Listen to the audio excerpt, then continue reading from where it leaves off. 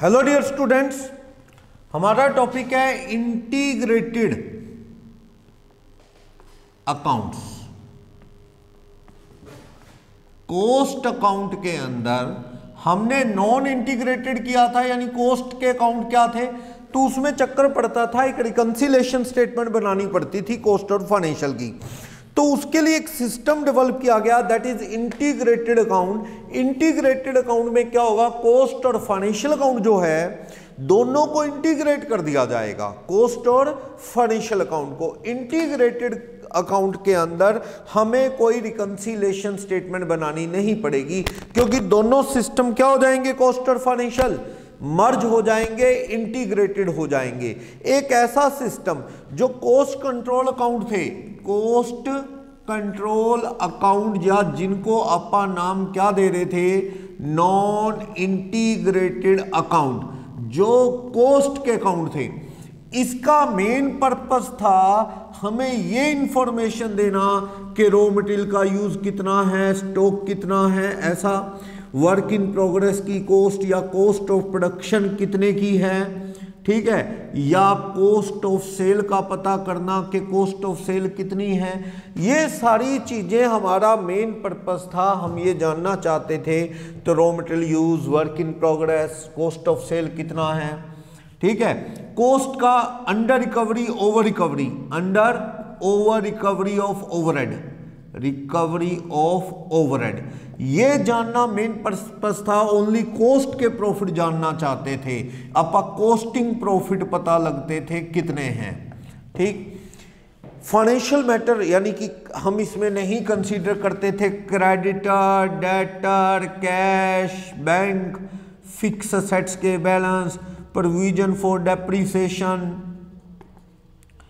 Interest, कोई donation, penalty, ये सब चीजें जो हैं इनको कंसीडर नहीं करते थे। ये चीजें जनरल लेजर एडजस्टमेंट अकाउंट के थ्रू, शेयर कैपिटल, ये सब चीजें जो है जनरल लेजर एडजस्टमेंट अकाउंट जो था, जिसे नॉमिनल लेजर कंट्रोल अकाउंट भी कहते थे, उसके थ्रू एडजस्ट होती थी। अपना मेन फोकस ये चीजें जानना था कि वेजेस कितनी डायरेक्ट, वेजेस कंट्रोल से हम जाने कितनी डायरेक्ट वेजेस है, कितनी इनडायरेक्ट है, कितना नॉर्मल लॉस है, कितना अबनॉर्मल है, वो चीजें हमारा टारगेट था, हम जानना चाहते थे इसके अंदर, कोस्ट अकाउंट के अंदर, और हमने जानी, वो चैप्टर पढ़ा।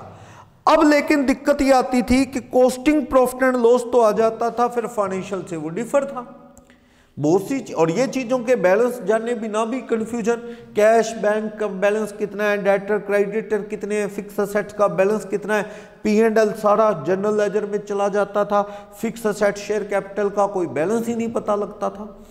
तो अपने को ऐसा कुछ हो जाए कि ये कोस्ट अकाउंट वाला पर्पस भी सोल्व हो जाए, यानी क्या आ जाए यहाँ से, रॉ मटेरियल की पूरी डिटेल, वर्क इन प्रोग्रेस की डिटेल, कॉस्ट ऑफ सेल की detail, under recovery, over recovery, direct wages, indirect wages, cost का P&L वो भी, और प्लस हमें पता लग जाए ये सारी चीजें भी, यानी ये फाइनेंशियल मैटर था, फाइनेंशियल अकाउंट का जो मैटर है, जिसको डबल एंट्री करने के लिए पूरा अपन जनरल लेजर यूज कर रहे थे। अब जो इंटीग्रेटेड अकाउंट होगा ना, इसमें ये जनरल लेजर एडजस्टमेंट अकाउंट खत्म हो जाएगा, इसकी जगह कैश, बैंक आ जाएंगे, डेटर क्रेडिटर के अकाउंट आ जाएंगे, फिक्स असेट्स का अकाउंट आ जाएगा, प्रोविजन फॉर डेप्रिसिएशन का अकाउंट आ जाएगा, ठीक है, और अपने को कोई इंटरेस्ट, डोनेशन, फाइन है वो भी दिखाना पड़ेगा, इग्नोर नहीं करना, ठीक है, फाइन वगैरह कोई वो भी, मतलब मिक्स, और अपने को there will be no need to prepare reconciliation statement.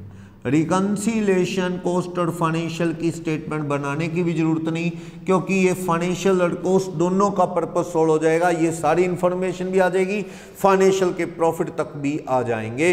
अब ये जनरल लेजर एडजस्टमेंट अकाउंट खत्म हो जाएगा, उसकी जगह ये सारे अकाउंट बनेंगे, और बाकी ये सारे सेम रहेंगे, जो आप raw material, work in progress, finish, cost of sale, overhead के अकाउंट, वेजेस कंट्रोल बनाते थे, वो सेम बनेंगे। सिर्फ जहां जहां जनरल लेजर डबल एंट्री के लिए यूज कर रहे थे कॉस्ट अकाउंट्स में, उसकी जगह क्या फाइनेंशियल का मैटर वो अकाउंट खुल जाएंगे जो सारे जनरल लेजर में डाले जा रहे थे। वो उसकी जगह debtor, creditor, bank cash, provision for depreciation, fix assets, P&L का बैलेंस निकाल लेंगे हम, P&L का बैलेंस, शेयर कैपिटल, वो सारी चीजें जनरल लेजर में जा रही थी। P&L का बैलेंस भी नहीं, ये पड़ा रहेगा, डिविडेंड पेड वगैरह देने में काम आएगा कंपनी के लिए। तो एक ऐसा सिस्टम जो कॉस्ट के पर्पस भी सॉल्व कर देगा, ये सारे बैलेंस वगैरह निकाल देगा, प्लस अपने को फाइनेंशियल मैटर की भी इंफॉर्मेशन दे देगा।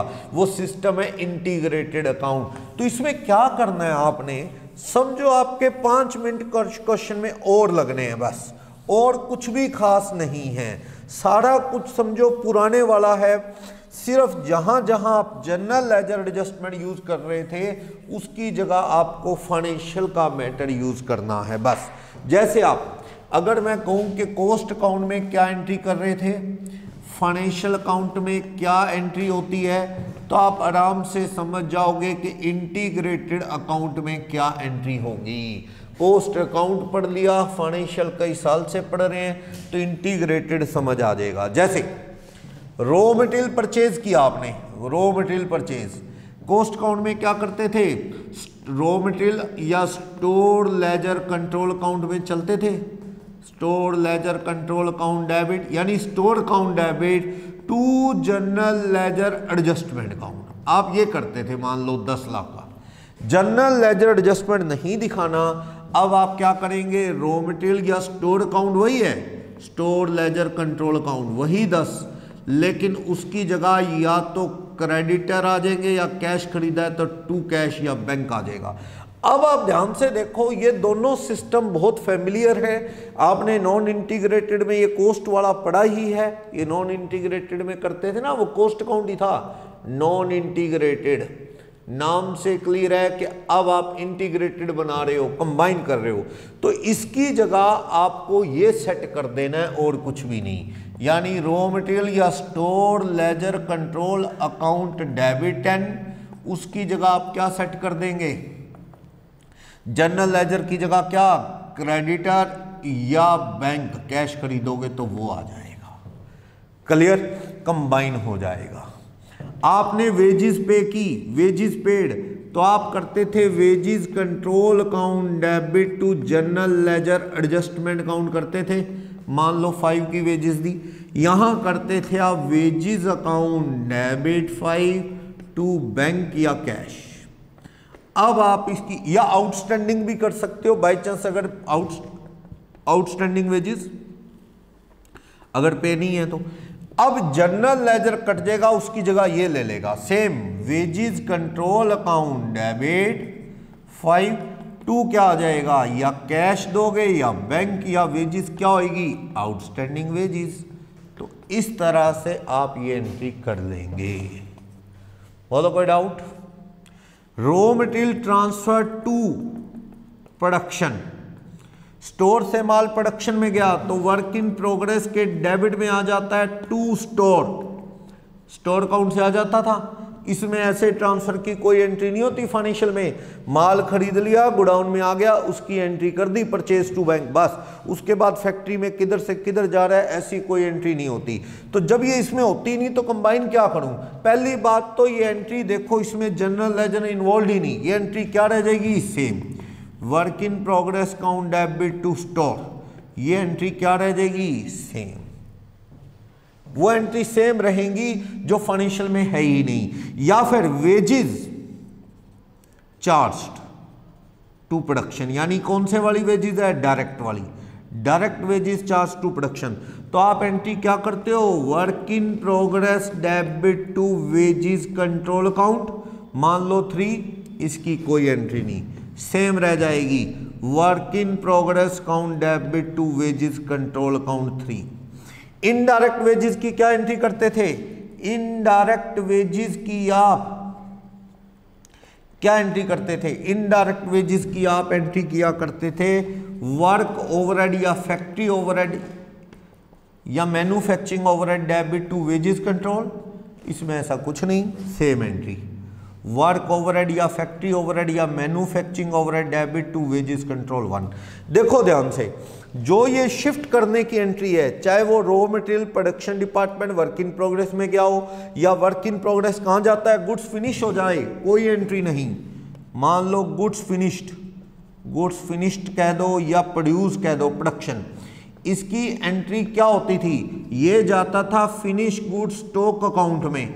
जो माल तैयार हुआ है मान लो 10 का, कहाँ या 12 का, कहाँ जाएगा, ये वर्क इन प्रोग्रेस से तैयार हो जाएगा 12 लाख, इसमें कोई एंट्री नहीं, सेम रह जाएगी।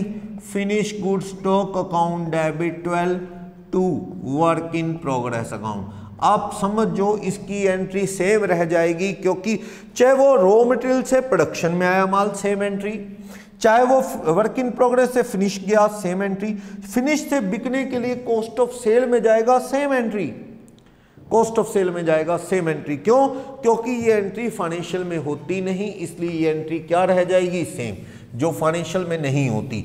वेजेस डायरेक्ट वाली, इनडायरेक्ट वाली, ऐसी स्टोर रूम से direct material work in progress में जा रहा है, same entry, work in progress to store, और इनडायरेक्ट मटेरियल जा रहा है तो इनडायरेक्ट यूज के लिए जा रहा है तो वो फैक्ट्री ओवरहेड में जाएगा, वो एंट्री भी क्या रह जाएगी, सेम। उसको भी अपने को एज इट इज इंटीग्रेटेड में लिखना होगा, यानी कि सारा चैप्टर नॉन इंटीग्रेटेड वाला काम आना है। अगर वो आता है तो इसमें कुछ भी खास नहीं है, ठीक है ना। तो ये सिस्टम बहुत इजी है अगर वो आता है तो। देखते हैं और एंट्रीज देख लो, जैसे अपना ये होती थी normal loss of raw material, normal loss, हम स्टोर रूम से माल किधर ले जाते थे, फैक्ट्री ओवरहेड में, वर्क ओवरहेड में ले जाते थे नॉर्मल लॉस, तो टू स्टोर या रॉ मटेरियल अकाउंट 2, इसमें ऐसी कोई एंट्री नहीं होती है। तो कहता है जी सामान ही महंगा हो जाता है, कोई एंट्री नहीं पास की जाती, तो ये एंट्री सेम रह जाएगी इंटीग्रेटेड में, टू स्टोर, कितना 2। अगर मैं कहूं इसी में अब normal loss of raw material, अब नॉर्मल लॉस है तो कहां जाता था, कॉस्टिंग P&L में चला जाता था अब normal loss, to store account. इसमें बस ये जो लॉस है ये कहां चला जाता था, जो भी परचेज में से कम हो जाता था आप करते थे goods lost, debit to purchase में से कम कर देते थे। ये एंट्री मर्ज मत करो, ये एंट्री में कोई जनरल लेजर इन्वॉल्व है ना, ये मर्ज ना करो।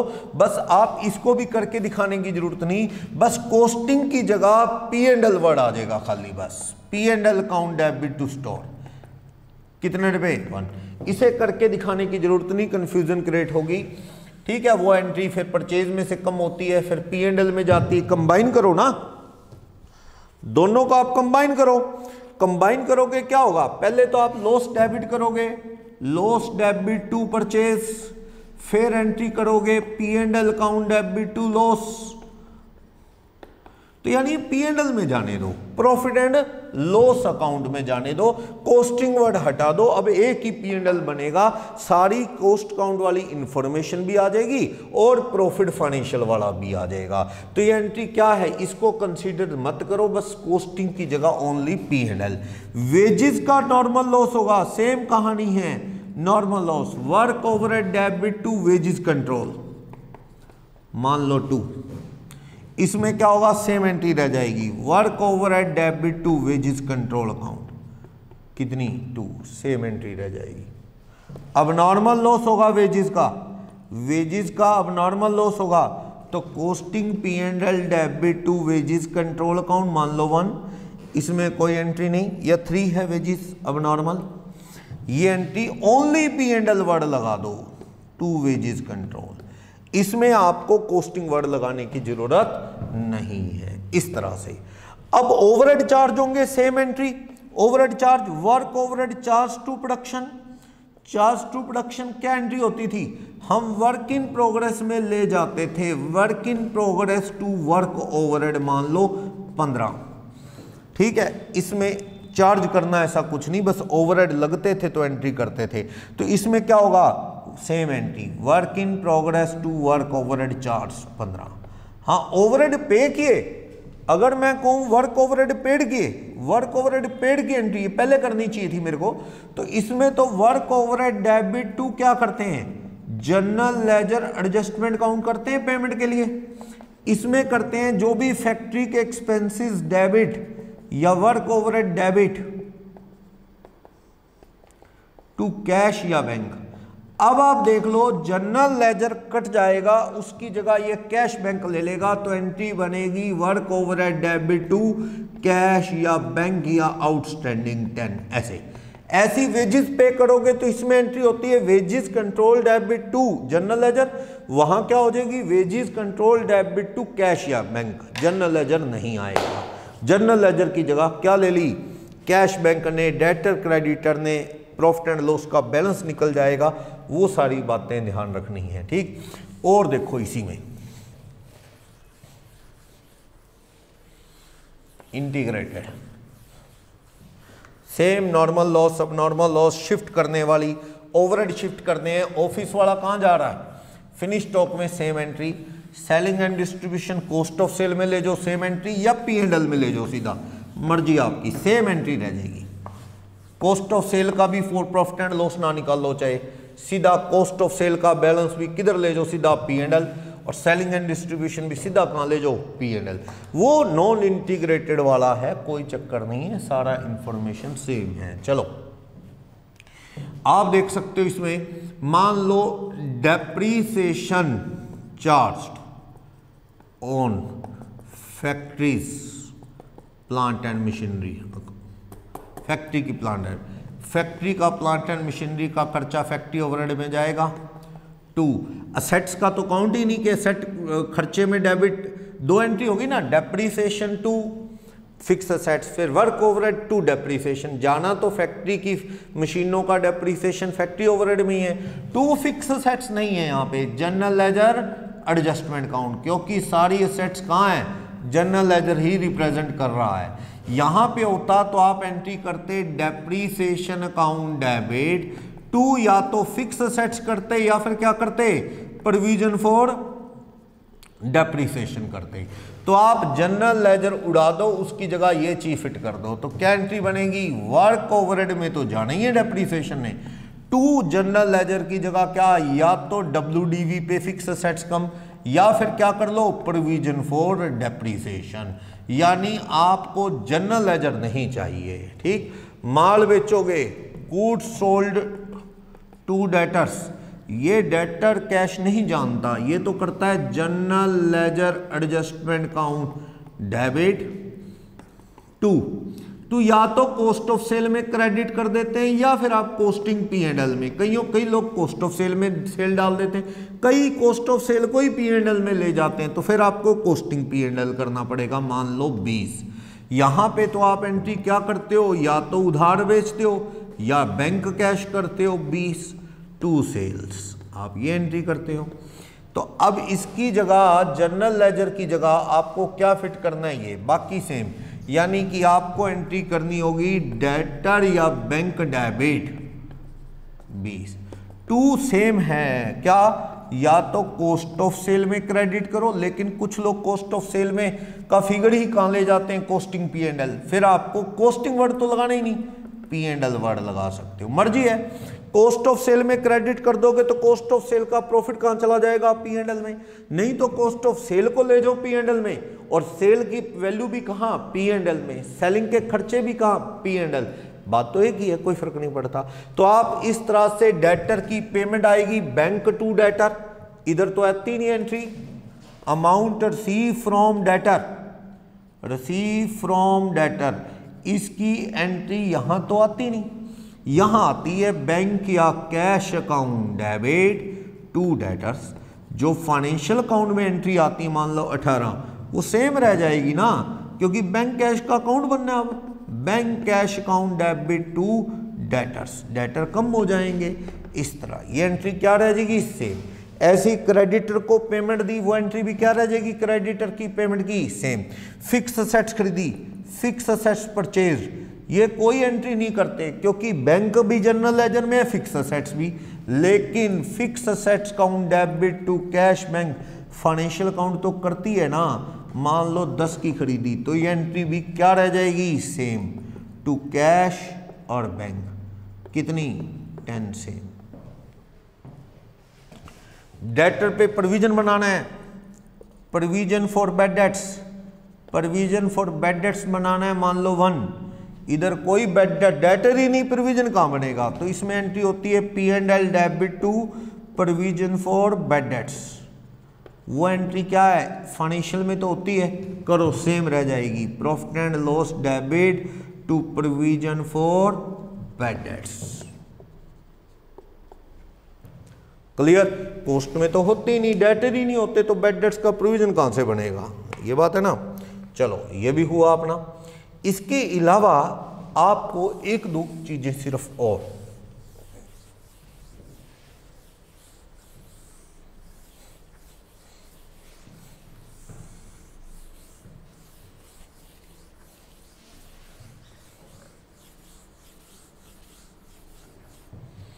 ओवरहेड रिकवर होते थे, under recovery, over recovery P&L में जाती थी, कॉस्टिंग में वो बैलेंस भी निकल सकती थी। मान लो मैं कहता हूं कि selling and distribution overhead charged, तो ये selling and distribution overhead account, ये मान लो 4 डेबिट, या तो कुछ लोग कॉस्ट ऑफ सेल में ले जाते हैं, फिर कॉस्ट ऑफ सेल से प्रॉफिट एंड लॉस कहां चला जाता है, P&L, या फिर कॉस्टिंग P&L में, मर्जी आपकी। ये इसमें ऐसी शिफ्ट की कोई एंट्री नहीं होती, तो ये एंट्री क्या रह जाएगी, सेम, या तो कॉस्ट ऑफ सेल में ले जाओ या फिर P&L में ले जाओ। अब कॉस्टिंग वर्ड तो नहीं लगेगा, P&L to selling and distribution overhead account 4। अब मैं कहूं इसमें 1 की अंडर रिकवरी है, under recovery of selling and distribution overhead 1 की अंडर रिकवरी है, तो आप सेलिंग एंड डिस्ट्रीब्यूशन ओवरहेड को आप क्रेडिट करते हो 1, डेबिट कहां करते थे आप, कॉस्टिंग P&L में लॉस, या बैलेंस निकालना आपकी मर्जी, नहीं तो कॉस्टिंग P&L। ये एंट्री यहां नहीं, ये एंट्री सेम रह जाएगी, बस वर्ड P&L लगेगा, P&L debit to selling and distribution overhead 1। Under recovery over recovery same entry है, शिफ्ट करने की ऑफिस को फिनिश स्टॉक में सेम एंट्री है, वो कोई फर्क नहीं। अब मैं कहूं फाइन दिया, डोनेशन पेड, चैरिटी पेड, ये तो फाइनेंशियल अकाउंट में तो होती है एंट्री पेड, इसमें कोई एंट्री नहीं, इसका मैटर नहीं। इसमें क्या होता है, पहले आप fine donation debit to bank करेंगे, फिर P&L अकाउंट डेबिट टू क्या करेंगे, फाइन डोनेशन, तो सीधा क्या कर दो, पहले आप करोगे फाइन डोनेशन चैरिटी डेबिट, मान लो 3 है, टू बैंक या कैश, फिर क्या एंट्री करेंगे इसकी next entry, profit and loss account debit to क्या करेंगे, फाइन डोनेशन चैरिटी डेबिट, या इंटरेस्ट अकाउंट डिवेंचर का 3। तो आप इन दोनों को मिला के देखो ना, ये एंट्री क्या बनी, profit and loss account debit to cash bank, कितने रुपए, 3। आप कंबाइन कर लो, अलग अलग कर लो, बात एक है। तो इस तरह से फाइन डोनेशन चैरिटी अपन ने पे की है, तो फाइन डोनेशन जो चैरिटी पेड है उसका अपन ने ये ट्रीटमेंट यहाँ पे कर देना है, सेम एंट्री रह जाएगी। Clear, okay. और वो जो सस्पेंस था ना, सस्पेंस क्या होता था, प्रीपेड एक्सपेंसेस, जो एडवांस एक्सपेंसेस दे दिए, प्रीपेड एक्सपेंसेस जो नेक्स्ट टाइम के अब दे दिए, तो वो खर्चे कहाँ चले जाते थे, मान लो office and administration overhead unfinished का था, तो आप क्या करते थे, उसे office and administration overhead suspense account debit to office and administration overhead कर देते थे 1, मान लो, ठीक है। तो ये जो प्रीपेड लगाओ ना इसके लिए, ये तो सीधा करता है, कहता है प्रीपेड ऑफिस ओवरहेड डेबिट, ज्यादा पे कर दिए तो टू ऑफिस ओवरहेड अकाउंट, यानी ये एंट्री क्या है, सस्पेंस वर्ड लगाने की जरूरत नहीं है, उसकी जगह आप ये लगा लो सीधा, सिंपल सी बात है, प्रीपेड ऑफिस ओवरहेड डेबिट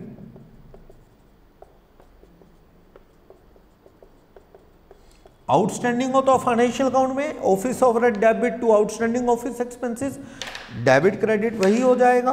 तो आप देखो पेज नंबर 2 पे इंटीग्रेटेड की एंट्रीज दे रखी हैं। पेज नंबर 2 पे रॉ मटेरियल परचेज की, रिटर्न की, इशू माल किया, वेजेस पेड, वेजेस को डायरेक्ट इनडायरेक्ट को बांटा, ऑफिस में सेलिंग में save entry, indirect overhead 2 cash या करते हो या 2 आउटस्टैंडिंग, उसमें 2 जनरल लेजर, जनरल लेजर काटो, selling overhead 2 cash bank, work overhead 2 cash bank, office overhead 2 cash bank, ऐसे होगा या 2 आउटस्टैंडिंग होगा। ओके, डेप्रीसिएशन बता दिया, वर्क ओवरहेड 2 फिक्स असेट्स या cumulated depreciation, allocate, under recovery, over recovery बता दिया, वर्क इन प्रोग्रेस तैयार माल कहाँ जाएगा फिनिश में वो बता दिया, interest paid same entry, interest to bank क्योंकि कोस्ट में होती नहीं वो, फाइन डोनेशन भी P&L to bank coast account में नहीं होती फाइनेंशियल में। अब नॉर्मल लॉस मटेरियल बता दिया P&L टू स्टोर होएगी, ठीक इस तरह से। क्रेडिटर की पेमेंट डेटर से पैसा आया वो सेम। तो इस तरह से इंटीग्रेटेड में कोई भी प्रॉब्लम नहीं है। अगर आपको नॉन इंटीग्रेटेड आता है ना तो समझ लो ये इंटीग्रेटेड आपका हो गया। सिर्फ आपको जनरल लेजर हटाना है, उसकी जगह पे ये puncture account, debtor, creditor, cash, bank, fix assets खोलने हैं। अब ये सारा राइट ऑफ नहीं करना अपने, बात ये है।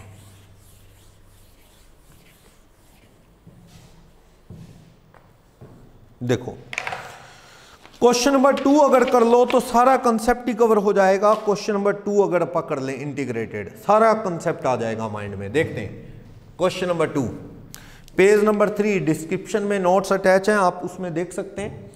पेज नंबर 3 क्वेश्चन नंबर 2 कह रहा है trial balance of Prakash limited 1 अप्रैल का क्या दे रखा है as per coast laser. Okay, actual में यहाँ पे स्टोर है, स्टॉक है, work in progress, factory, share capital और P&L का बैलेंस इशारा कर रहा है। ये कोस्ट अकाउंट में क्या बनाया इसने, इंटीग्रेटेड। अगर ये नॉन इंटीग्रेटेड होता, सिर्फ कोस्ट कंट्रोल अकाउंट का होता TB, तो फिर यहाँ पे अपने पास जनरल लेजर एडजस्टमेंट अकाउंट पड़ा होता। यहाँ पे कोई जनरल लेजर एडजस्टमेंट नहीं, बल्कि शेयर कैपिटल और प्रॉफिट के भी बैलेंस है। और ये सस्पेंस क्या है मैंने बता दिया, ये प्रीपेड एक्सपेंस होते हैं। चलो फिर काफ़ी सारी एंट्रीज हैं, सर्विस ऑर्डर, वर्क ऑर्डर की जो उसमें की क्लोजिंग बैलेंस है, तो वो सारी चीज़ों को एडजस्ट करना है। तो मैं इसे देखते हुए सारे अकाउंट बना लूँगा यहाँ। जैसे मैं यहाँ स्टोर का अकाउंट, सीक्वेंस वही है, काम वही करना है अपने। यहाँ पे आप वर्क इन प्रोग्रेस का अकाउंट बना लो जैसे कि उसमें भी बनाते रहे। फिनिश गुड्स स्टॉक अकाउंट बना लो, फिनिश्ड गुड्स आएगा इधर, ठीक है। इसके अलावा ये तो आपको बनाने हैं। वर्क ओवरहेड का अकाउंट बना लो, थोड़ा ज़्यादा स्पेस छोड़ा करो वर्क ओवरहेड के लिए, क्योंकि वर्क ओवरहेड में एंट्रीज ज़्यादा आ सकती हैं। ऑफिस एंड एडमिनिस्ट्रेशन ओवरहेड देख सकते हो आप, सेलिंग एंड डिस्ट्रीब्यूशन ओवरहेड देख सकते हो। इसके अलावा यहां पे ना ओपनिंग में देखो ऑफिस ओवरहेड सस्पेंस पड़ा है। ऑफिस ओवरहेड सस्पेंस क्या है ये मैंने आपको बताया, प्रीपेड एक्सपेंसेस हैं। एक और पड़ा है यहां पे ऑफिस ओवरहेड सस्पेंस के अलावा फैक्ट्री ओवरहेड सस्पेंस भी पड़ा है। चलो कोई बात नहीं, इनके भी अकाउंट छोटे छोटे अकाउंट है, बना लेते हैं, ठीक है। तो फिर अपने को यहाँ पे ये तो बनाना है सारा अपने, ये सारा तो बनाएंगे ही हम। इसके अलावा कॉस्ट ऑफ सेल भी देख लेंगे। कॉस्ट ऑफ सेल से P&L निकालना है, ठीक। नहीं तो ये कॉस्ट ऑफ सेल कहाँ जाने देना, P&L में। Profit and loss account, costing word नहीं लगाता, profit and loss account, wages control account, direct indirect wages के लिए, ठीक है। उधार बेचा क्या, डेटर क्रेडिटर के बैलेंस है क्या, कुछ बोला है कहीं भी डेटर से पैसे आए, कहीं बोला क्या डेटर से पैसे आए क्रेडिटर को गए, तो मैं ज्यूम कर सकता हूं फिर अपन ने कैश ही बेचा है, क्योंकि अपने पास कोई डेटर क्रेडिटर का बैलेंस नहीं है। तो कैश और बैंक अकाउंट आपको बनाना है, मेन अकाउंट है, पैसा आएगा जाएगा इस अकाउंट के थ्रू, ठीक। फिर एक सर्विस ऑर्डर नंबर 101 का अकाउंट बनाना है, एक वर्क ऑर्डर नंबर 102 का अकाउंट बनाना है। ये जो सेट है, चलो शुरू करो। क्या क्या स्टोर में ओपनिंग कितना था, स्टोर में 1,04,150 ओपनिंग था, और स्टॉक में 98,800 स्टॉक में। फिनिश स्टॉक में ओपनिंग था 98,800 ओपनिंग। फिर कह रहा है वर्क इन प्रोग्रेस में ओपनिंग कितना था, 186,200 का ओपनिंग था। फैक्ट्री ओवरहेड सस्पेंस में डेबिट था, ये रहा फैक्ट्री ओवरहेड सस्पेंस, ओपनिंग कितना था 4410। इसे भूल जाएंगे हम, क्यों ना ये ओपनिंग प्रीपेड को ऐड करते हैं तो कहाँ ले जाऊं इसे, फैक्ट्री कह लो या वर्क कह लो, वर्क ओवरहेड में ले जाऊं 4410। तो इधर ले आया to work overhead suspense account, कितने रुपए 4410। ठीक, फिर कह रहा है ऑफिस ओवरहेड में था ओपनिंग कितना 2160, इसे किधर ले जाऊं, ऑफिस ओवरहेड में ही ले जाऊं, कितना 2160। इधर ले आया टू ऑफिस ओवरहेड सस्पेंस, यानी प्रीपेड है। कुछ लोग तो ये अकाउंट ना बना के इधर ही लिख देते हैं to opening balance brought down, तो बेटर है आप अकाउंट बना लो।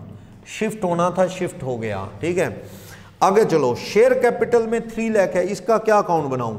हाँ, P&L में ओपनिंग बैलेंस कितना पड़ा है क्रेडिट साइड में ना 95,720। चलो, रॉ मटेरियल आया स्टोर रूम में, खरीदा होगा तो टू जनरल लेजर नहीं, जनरल लेजर का कोई काम नहीं है। अब यहाँ पे क्या लिखना है, अब आपने जनरल लेजर की जगह टू कैश या बैंक लिखना है।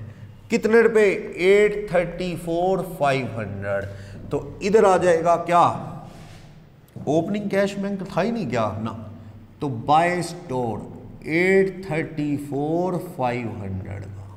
Okay, material purchase for direct issue to job, इसके लिए खरीदा तो टू बैंक कर लो, कितने का माल खरीदा आपने 63, सीधा स्टोर में नहीं लाए, वहीं जरूरत थी वहीं मंगवा लिया, तो by work in progress account 6300। आगे चलो, फिर कह रहा है material issue to job, issue किया यहां से, कहां जाएगा वर्क इन प्रोग्रेस में, कितना 841। ओके, और यहां पे क्या गया टू स्टोर अकाउंट 841। आगे क्या कहता है, material issue to service order number 101, तो बाय सर्विस ऑर्डर नंबर 101 कितने रुपए 1540। सर्विस ऑर्डर में क्या जाएगा टू स्टोर, ये मैंने नॉन इंटीग्रेटेड करवाया तो आप उसका वीडियो देख सकते हैं अगर नहीं देखा। ये एक्चुअल में क्या होता है, नॉन इंटीग्रेटेड में डिटेल में बताया था क्या, कि कोई रिपेयर वगैरह है, जैसे कोई रूम वूम बनाना है, बिल्डिंग पे और फ्लोर डालना है, वो तो वर्क ऑर्डर हो गया कैपिटल ऑर्डर। ये सर्विस ऑर्डर है, कोई रिपेयर हो रही है, मान लो कोई रूफ है उसमें पानी टपकता है तो उसकी रिपेयर हो रही है, पर ये हिसाब लिख रहे हैं कि उस पर मटेरियल कितना लग रहा है, लेबर कितनी। सपोज हम सीमेंट बनाते हैं, कुछ रॉ मटेरियल तो सीमेंट की टाइल बनाते हैं, कुछ सीमेंट तो खुद की रिपेयर पे यूज हो गया फैक्ट्री की, तो वो सर्विस ऑर्डर में जा रहा है 1540। ये सर्विस ऑर्डर कोई रिपेयर वगैरह है, 1540 वहां जा रहा है, ये हमें दे रखा है इसने। ठीक, फिर कह रहा है कुछ रॉ मटेरियल कहां जा रहा है वर्क ऑर्डर में, तो बाय वर्क ऑर्डर नंबर 102 कितने रुपए जा रहा है 2200 रुपए। तो ये वर्क ऑर्डर में आ जाएगा, तो क्या लिखोगे यहां पे टू स्टोर, कितने रुपए 2200। Okay, next. फिर कह रहा है material return to supplier from store, तो बाय बैंक करके वापस कर दिया माल आपने क्रेडिटर को, सप्लायर को 3630, तो बैंक बैलेंस वापस आ जाएगा। यस, तो टू स्टोर 3630 रुपए वापस आ जाएंगे, वापस कर दिया माल, माल कम हो गया पैसे बढ़ गए वापस। आगे चलो, वेजेस पेड वर्कर को 579,840, ये वेजेस टू बैंक वेजेस 579,840 की वेजेस दे दी, तो यहां पे क्या आ जाएगा बाय वेजेस कंट्रोल 579,840 की वेजेस। ठीक है ना, अपन ने कैश खरीदा वो कैश लिख दिया, वर्क इन प्रोग्रेस लिख दिया, 1540-2200 लिख दिया, बैंक वापस आ गया वो लिख दिया। ठीक है, ये ओपनिंग थे, सारे अपनी जगह आ गए। ओपनिंग शिफ्ट हो गया, फैक्ट्री वाला फैक्ट्री में, ऑफिस वाला ऑफिस में, वेजेस पेड की है, अपना बैंक बैलेंस कम हो गया। ये 95,720 ओपनिंग था। आगे चलो, wages paid to indirect worker 72 है। अब देखो वेजेस एक और पे की है, 579,840 के अलावा एक और वेजेस पे की है इनडायरेक्ट वर्कर के लिए, कितनी 72,030। ये बाय वेजेस कंट्रोल अकाउंट 72,030 की वेजेस पे की।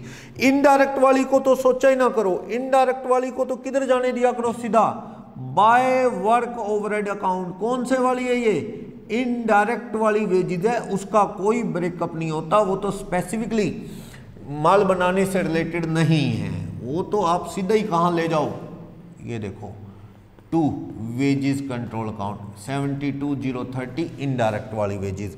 फिर कह रहा है wages charge to job, direct वाली का 579 है ना 579, बाय वर्क इन प्रोग्रेस में जानी है जो डायरेक्ट वेजेस है वो कितने की डायरेक्ट वाली, वो डायरेक्ट वाली है 570 580।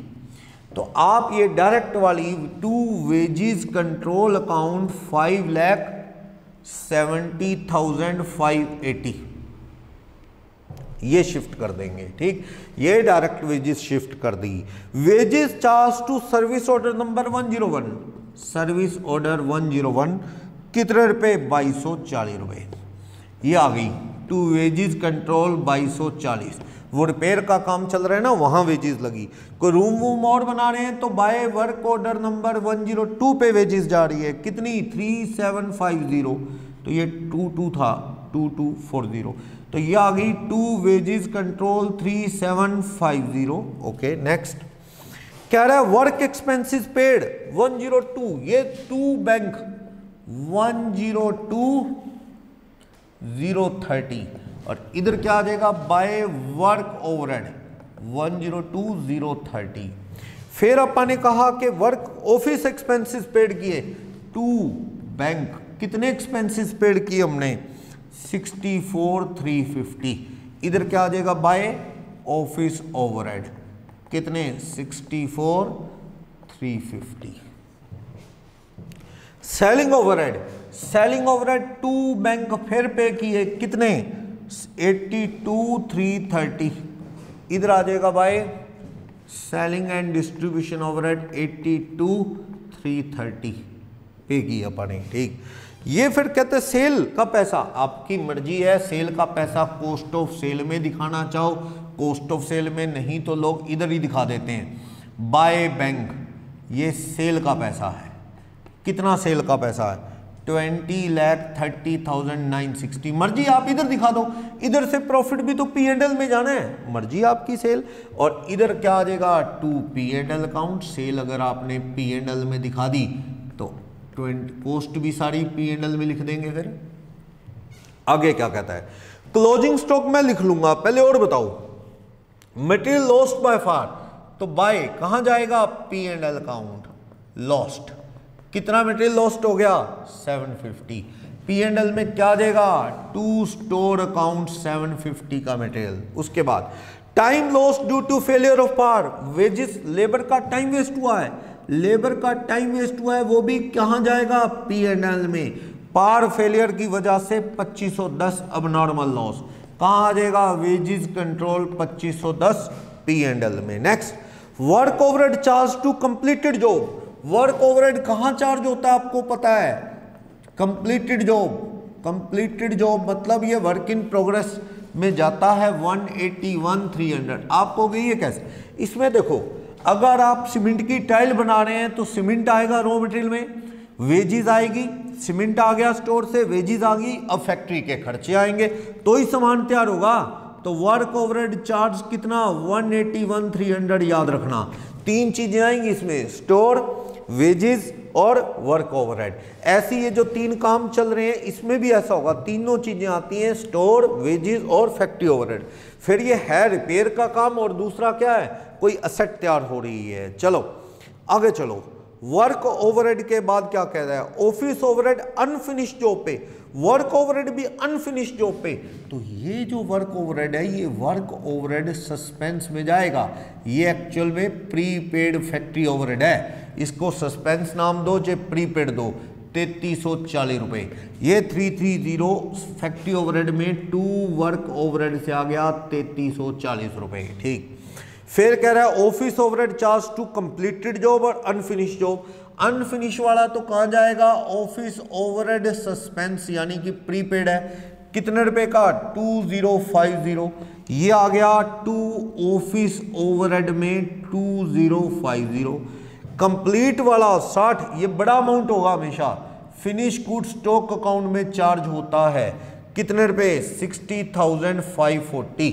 तो 60,540 कहाँ आ जाएगा? इधर, to office and administration overhead 60,540। Work overhead charge to service order number 101, service order 101 में कितना चार्ज हो रहा है? बाय वर्क ऑर्डर नंबर 102 में 450 और 750, यही है। इसमें आ गया टू वर्क ओवरहेड 450, इसमें आ गया टू वर्क ओवरहेड कितने रुपए? 750। आगे चलो, आगे कह रहा है selling overhead charge to product sold, कहाँ जाएगा? ये मर्जी है, कॉस्ट ऑफ सेल में ले जाओ, फिर डिफरेंस पी एंड एल इधर, नहीं तो इसको सीधा कहाँ ले जा सकते हो? पी एंड एल में।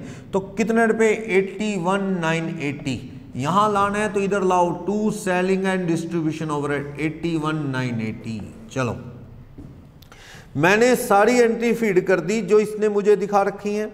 सारी सेल कहां से होगी? All sale during the year from stock, सारा माल स्टॉक से ही बेच दिया। From the above figure entries करो, जर्नल और लेजर बनाओ। If the account are kept on integrated accounting system. Okay, क्या ओवरहेड का ओपनिंग क्लोजिंग बैलेंस है किसी ओवरहेड का? ना, तो हम भी नहीं रखेंगे। अंडर रिकवरी ओवर रिकवरी कहाँ ले जाएंगे? पी एंड एल में ले जाएंगे, ये हमें कह रहा है। तो अपने को सिस्टम वाइज सारे अकाउंट खत्म करते चलना है। जैसे कि इनका कोई रखने का पर्पस नहीं, इनको अपनी जगह सेट करो। वर्क वो नॉन इंटीग्रेटेड में क्या किया था? 1540, 2240 और 450, ये हो गया 4230।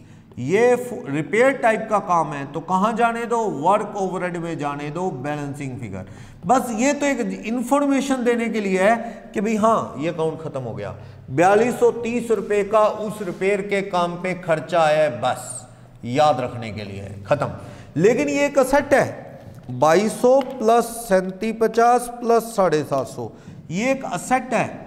ये असेट कहाँ जुड़ेगी? फिक्स असेट्स का अकाउंट है क्या? उसमें नहीं, तो ये बैलेंस पड़ा रहेगा। असेट का कोई अकाउंट नहीं, तो ये बैलेंस निकाल के छोड़ दो, बैलेंसिंग फिगर। ये असेट तैयार हो रही है, डबल राउंड लगा दो, ये बैलेंस है, बैलेंस पे डबल राउंड लगा दिया। ठीक, सारे ओवरहेड खत्म कर दो, वेजेस खत्म कर दो। वेजेस अकाउंट में देखो, ये तो 7230 सीधा चला गया था, 579,840 प्लस 72,030, ये आ गया टोटल 6,51,870। माइनस कर दो 7230, 570, 580, 2240, 3750 और 2510, 760 रुपए की वेजेस में पंगा आ रहा है। अब नॉर्मल वाली तो पता थी, बाकी कौन से वाली आ गई? वेजेस नॉर्मल लॉस कहाँ जाएगी? वर्क ओवरहेड में बैलेंसिंग फिगर। ये नॉर्मल लॉस आ गई 6,51,870, ये बैलेंसिंग फिगर आ गया नॉर्मल, क्योंकि जो टाइम लॉस्ट हुआ था पार फेलियर से वो अब नॉर्मल था, वो कोस्टिंग इसमें P&L में आ चुका है, ये नॉर्मल मानो। तो वेजेस कंट्रोल अकाउंट 760 क्या है? नॉर्मल लॉस है, समझो। ये अकाउंट भी खत्म, ये भी खत्म, ये भी खत्म। ओके, इनमें और कुछ नहीं आने वाला। इसमें अंडर रिकवरी ओवर रिकवरी किधर जाने दो? बैलेंस नहीं रखना, क्योंकि ओपनिंग में भी कोई बैलेंस नहीं, ये अंडर रिकवरी है। ये सेम कोस्ट इंटीग्रेटेड वाली एंट्री हो जाएगी 350 रुपए। ठीक, कहां जाएगी अंडर रिकवरी? ये P&L अकाउंट में जाने दो, बैलेंसिंग फिगर 350। तो यहां पे क्या आ जाएगा? To selling and distribution overhead 350। ठीक, ये अकाउंट भी खत्म हो गया। ऑफिस ओवरहेड को भी निपटा दो। इधर 2160 आ रहा है, 64,350 आ रहा है, 66 समथिंग आ रहा है, 66,510, इधर भी 66,510। डिफरेंस देखो, 2050 माइनस 60,540, तो ये आ गया 3920। किधर जाने दूं? P&L में। ये भी अंडर रिकवरी है। क्या? To office and administration overhead 3920 आ गया बैलेंस। ओके, और देखते हैं, ये अकाउंट भी खत्म हो गया। इनके तो बैलेंस निकाल के छोड़ने आपने बस। ये तो ओपनिंग में भी बैलेंस थे, अब फिर बैलेंस है 4210, 4210। ये 2050 बैलेंस डबल राउंड लगा रहा हूँ, ये बैलेंस पड़े हैं बैलेंसिंग फिगर, ये काउंट भी खत्म। इसका भी यूं ही बैलेंस आएगा, 4410 शिफ्ट हो गया था, 3340 और आ गया, 7750 7750, तो यही बैलेंस आ गया 3340, यही बैलेंस है। Bye balance carry down, double round लगा दो, ये अकाउंट भी खत्म हो गया, वेजेस भी खत्म हो गया। ठीक है, अब देखो इस अकाउंट में भी और कुछ नहीं आता, इसका टोटल देख लो आप क्या बनता है। हमें यहां पे bye balance carry down closing वाला दे रखा है, स्टोर में कितना बैलेंस है 87,350 हमें गिवन है, राउंड लगा दिया डबल मैंने। ठीक, तो इस साइड 104,150, 834,500, यार 938,650, इधर भी 938,650 आना चाहिए। माइनस करो 841 माइनस 1540, 22,3630 और 750 और 87,350, तो 2180 का यहां से क्या आ रहा है नॉर्मल लॉस। कहां जाने दूं बैलेंसिंग फिगर, क्योंकि जो चोरी हुआ वो आ गया, तो बचा हुआ 2180 क्या मान लूं मैं इसे नॉर्मल लॉस। टू स्टोर किधर आने दूं ये 2180 इधर, ये काउंट भी खत्म हो गया। ठीक, फैक्ट्री ओवरहेड रह गया, इसमें और कुछ आने वाला नहीं है, सारे अपनी जगह आ चुके हैं, बस इसका टोटल लगाना बाकी है फैक्ट्री ओवरहेड का। फैक्ट्री ओवरहेड में देखते हैं वर्क ओवरहेड में क्या होता है, बैलेंस कुछ वर्क ओवरहेड का ट्रांसफर होता है या नहीं, देखते हैं। 4410, 72030, 102030, 4230, 760, 2180, यार है 185,640। एक बार मैं रफली लिख लूं 185,640 डेबिट साइड का टोटल आ रहा है। देखते हैं कौन सी साइड एक्सेस है। 181,300, 3340, 450, 750, 185,840, 185,840, इधर भी 185,840 आना चाहिए, इधर कम आ रहा है, मतलब 4410, 72030, 102030, 200 रुपये का फ़र्क दिख रहा है वैसे, 760 और 2180, 200 रुपये ओवर रिकवरी कहाँ जाने दूँ P&L अकाउंट में बैलेंसिंग फिगर, तो यहाँ पे आ जाएगा बाय वर्क ओवरहेड 200 रुपये ओवर रिकवरी, यहाँ से निकल गई 200 की। ठीक, तो ये सारा अपना हो गया है, नॉर्मल लॉस शिफ्ट हो गया 2180, वेजेस का भी नॉर्मल लॉस 760 शिफ्ट हो गया, सर्विस ऑर्डर शिफ्ट हो गया। ठीक है, ये अकाउंट भी हमारा खत्म हुआ। ठीक, तो बस कॉस्ट ऑफ सेल और ये सारे रह गए, सेल करनी है आपने। इधर बताना बाय बैलेंस कैरी डाउन कितना गिवन है हमें, वर्क इन प्रोग्रेस में गिवन है हमें 155,100, जॉब अकाउंट बोलते हैं ना, गिवन है ये। Okay, bye balance carry down given है ये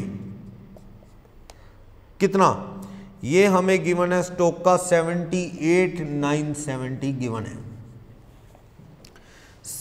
78,970 गिवन है। तो इस तरह से आप यहां पे देखो कि सारी चीजें अपने अपनी जगह फिट कर दी। सारा कह रहा है स्टॉक काउंट से माल बेच दिया है, बेच देते हैं, यहां से बेच देंगे, कोई बात नहीं। फिलहाल कितने वाला माल तैयार हुआ ये खत्म, इधर और कुछ आने वाला नहीं। टोटल करो 186,200, 60,300, 841, 570, 580, 181,300, 1785, 1785, 380 करो, 1785, 380। Okay, minus 155,100, 16,30,280। ये हमारा जो है ये फिनिश गुड्स स्टॉक काउंट में जाएगा। ये क्या चीज है, कॉस्ट ऑफ गुड्स प्रोड्यूस्ड, जो सामान हमारा तैयार हुआ बैलेंसिंग फिगर वो है, वो स्टॉक काउंट में आ गया इधर। ले आओ to work in progress account कितना 16,30,280। अब सेल ना P&L में ना डालो, सेल कहां से कर रहा है स्टॉक से, तो 20,36,960 जो है ना, इसे आप स्टॉक काउंट से बेचोगे, to stock account, stock account से आने दो। सेल करोगे बाय बैंक, यहां स्टॉक अकाउंट से कह रहा है अपने को, सेल P&L के थ्रू नहीं। 2036 कितने की थी सेल? 960, 2036 960, ठीक है, P&L से हटा दी। अब देखता हूं फायदा नुकसान क्या आ रहा है। इस साइड का 78 970, इधर आ रहा है 17 लाख समथिंग। देख लेता हूं कौन सी साइड एक्सेस है। इधर 17 लाख 3000 नहीं, 17 लाख 9250 आ रहा है, 17 लाख 9250। उसमें से आप कम कर लो 98, देखो 17 लाख 9250 माइनस कर दो 98 800, 1630 280, 60 540। तो 80,370 का जो ये प्रॉफिट है ये कहाँ जाएगा?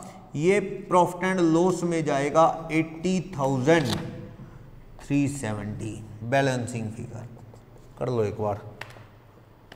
60 540, 16 30 280, 98 800। देखना एक बार टोटल सही है। 20 लाख 30 960 प्लस 78 970, ये आ गया। टोटल गलत है ये टोटल ही गलत हो गया ना। 20 लाख 30 960 प्लस 78 970, ये हो गया 21 लाख 15,930। इधर भी आना चाहिए 21 लाख 15,930 माइनस 98 800, 1630 280 और 60,540। तो बहुत आ गया ये तो। 3,20,310 का प्रॉफिट। कॉस्ट ऑफ सेल बनाने की जरूरत नहीं है, यहाँ से फिनिश गुड स्टॉक अकाउंट से ले आओ प्रॉफिट, वो प्रॉफिट शिफ्ट कर लाए। 3,26,310, ठीक है ना, वो शिफ्ट होके आ गया यहाँ। तो आप 95,720, 326,310 और 200 ये टोटल करेंगे तो 422,230 आ रहा है। 422,230 कम करेंगे तो 750,2510, 81,980, 350 और 3920। तो 332 समथिंग आ रहा है, 332,720। ये 2 बैलेंस कैरी डाउन है। कितना आ रहा है? 332,720 डबल राउंड, ये बैलेंस बच गया बस, डबल राउंड। तो ये अकाउंट भी खत्म हो गया, ये अकाउंट भी खत्म। ये डबल राउंड वाले सारे बैलेंस हैं, जहां जहां मैंने डबल राउंड लगाया ये सारे बैलेंस हैं। सिंगल राउंड खत्म हो गए हैं शिफ्ट होके, ये डबल राउंड है, बैलेंस है 3340, ठीक है, ये बैलेंस है। आप कैश बैंक का बैलेंस देखिए, इस अकाउंट की कोई जरूरत ही नहीं पड़ी क्योंकि इसमें कुछ लाया ही नहीं, अपन सीधा स्टॉक से बेच दिया। तो देखते हैं बैंक बैलेंस में क्या रिजल्ट रहता है। इस साइड 3630 प्लस 2030 960 देख लेते हैं। अगर ये साइड एक्सेस हुई तो 20,40,590, 20,40,590। तो आप देखो इसमें 834,500, 63, 579 840, 72,030, 102030, 64,350, 82,330 माइनस 20,40,590, 299,210, 299,210 डबल ट्रिपल राउंड लगा दो, ये बैलेंस है। ये डबल ट्रिपल राउंड वाले बैलेंस है, ये भी बैलेंस था। अब सारे बैलेंस टैली कर लो। शेयर कैपिटल में कोई चेंज नहीं हुआ, वो सेम है। सारे बैलेंस देखो, स्टोर में 87,350 गिवन था, वर्क इन प्रोग्रेस में 155, टीबी बनाने का स्पेस नहीं है, टीबी बना सकते हो, सारे यहाँ बना लो। ये 87,350, ये 155,100, ये 78,970, ये सारे शिफ्ट हो गए। ऑफिस में बैलेंस है 2050 सस्पेंस, और ये प्रीपेड या सस्पेंस 3340 है, ठीक है। Share capital as it is 3 lakh है। प्रॉफिट एंड लॉस में 332,720 है। बैंक बैलेंस 299,210 है। असेट अकाउंट है, ये वर्क ओवरहेड असेट अकाउंट है, तो ये असेट अकाउंट का बैलेंस है। असेट अकाउंट है ये, फिक्स असेट का अकाउंट, तो ये 6700 है। तो क्वेश्चन हो गया, कंसेप्ट भी इससे सारा क्लियर हो गया होगा आपका, कैसे ये कंसेप्ट काम करता है, समझ आया। तो ये वर्ड जो आप नॉन इंटीग्रेटेड पढ़ते थे ना, आप इसका क्लिक कर लो, आप पॉज करके आप इसको नोट डाउन कर सकते हैं, तो ये नोट कर लेंगे आप, ठीक। तो जो आप टॉपिक पढ़ा करते थे ना नॉन इंटीग्रेटेड, समझो वही है, बस जनरल लेजर को हटा के उसकी जगह debtor, creditor, cash bank, fix assets, capital, bank balance, ये अकाउंट बनते हैं। कोस्टिंग P&L की जगह P&L बनता है। तो ऑलमोस्ट वही है, सिर्फ ये समझ लो 10-20% काम और ऐड हो गया है पुराने में, और कुछ खास नहीं है कि कोई बहुत डिफरेंट सा कंसेप्ट आप पढ़ रहे हैं। एक बार कोई स्टूडेंट इसे देखता है ना, इसकी जर्नल को, तो कंफ्यूजन होती कितना लेंथी क्वेश्चन है, लेकिन देखो कितना आसान है। कोई नरेशन नहीं, जर्नल करो तो नरेशन देनी है। अगर जर्नल पूछे, जर्नल मैंने करके दिखाई अभी, इसी अकाउंट से जर्नल समझ आ जाती है।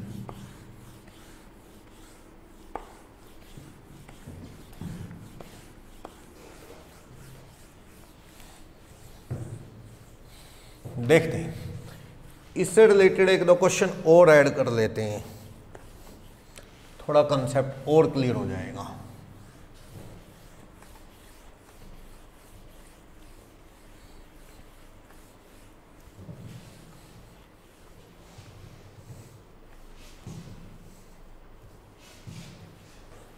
देखते हैं क्या कह रहा है।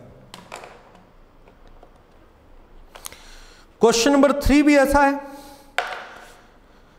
सेम क्वेश्चन है। देखो 3 में असेट्स का प्रोविजन फॉर डेप्रिसिएशन अकाउंट वगैरह दे रखा है, वो आप देख सकते हैं। थर्ड करना है तो थर्ड कर भी सकते हैं हम लोग। स्पीडली करूं थर्ड क्वेश्चन कर लेंगे तो थोड़ा बहुत डाउट जो है और क्लियर हो जाएगा। थर्ड क्वेश्चन मैं शुरू करता हूं स्पीडली करना, क्योंकि क्वेश्चन थोड़े लेंथी है, टाइम कंज्यूमिंग रहते हैं। चलो देखते हैं थर्ड में क्या कह रहा है। थर्ड में कह रहा है स्टोर कंट्रोल में कितना बैलेंस पड़ा है। क्वेश्चन नंबर 3 स्पीडली करता हूं, साथ साथ करते ही चलेंगे हम, सारा क्वेश्चन नहीं पढ़ रहा मैं पहले। स्टोर वही मेन गिनती के अकाउंट हैं, वो बनने ही बनने हैं, इसलिए मैं बना ही लेता हूं। फिनिश गुड्स का स्टॉक काउंट बनेगा ही हर क्वेश्चन में, ठीक है। और ओवरहेड की बात है, वो आपको पता ही है, ओवरहेड के अकाउंट बनने ही है। वर्क ओवरहेड का अकाउंट आपको पता है बनेगा ही, फैक्ट्री ओवरहेड कह लो, वर्क ओवरहेड कह लो। ऑफिस का दिख रहा होगा डिटेल, ऑफिस ओवरहेड की डिटेल दिख रही है क्या कहीं? हाँ, ऑफिस एंड एडमिनिस्ट्रेशन दिख रहा है, सेलिंग एंड डिस्ट्रीब्यूशन दिख रहा है, office and administration overhead, selling and distribution overhead वो दिख रहे हैं, वो न बनाने पड़ेंगे, ठीक है। तो आपको ये बनाना है, ठीक है। इसके अलावा और क्या कह रहा है हमें,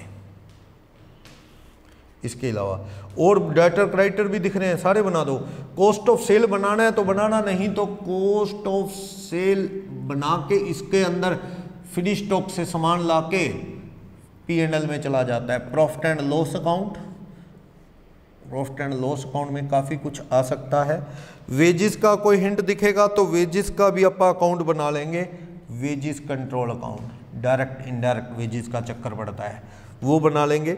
ओपनिंग में देखूं तो कौन से अकाउंट और दिख रहे हैं? अगर मैं ओपनिंग से देखता हूं तो मुझे और अकाउंट जो दिख रहे हैं,